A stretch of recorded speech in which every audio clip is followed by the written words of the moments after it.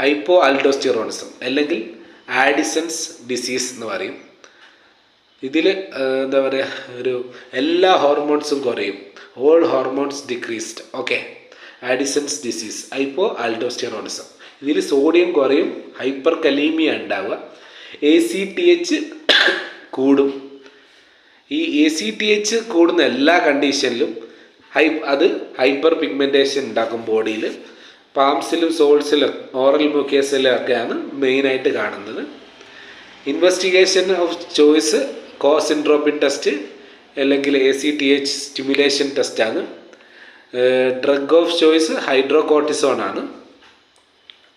അടുത്ത നമ്മൾ ഡിസ്കസ് ചെയ്യുന്നത് നെൽസൺ സിൻഡ്രോമാണ്. ഇതിൻ്റെ കാരണം ഡ്യൂ ടു ബൈലാട്രൽ അഡ്രിനാലക്ടമിയാണ്. രണ്ട് സൈഡിലും അഡ്രിനാലിൻ ഗ്ലാൻഡ് റിമൂവ് ചെയ്താൽ ACTH കൂടും. ഇത് ഹൈപ്പർ പിഗ്മെൻറ്റേഷന് കാരണമാവും. അടുത്തത് വാട്ടർ ഹൗസ് ഫ്രെഡറിക്സൺ സിൻഡ്രോമാണ്. ഇത് കാണുന്നത് നിസേറിയ മെനിഞ്ചൈറ്റിസ് ആണ് ഈ ഒരു സിൻഡ്രോം ഉണ്ടാക്കുന്നത്. ഇതിൽ അഡ്രിനൽ ഹെമറേജ് ഉണ്ടാവും. നമ്മൾ മാനേജ്മെൻ്റ് ആയിട്ട് IV ഹൈഡ്രോകോർട്ടിസോൺ കൊടുക്കണം. അടുത്തത്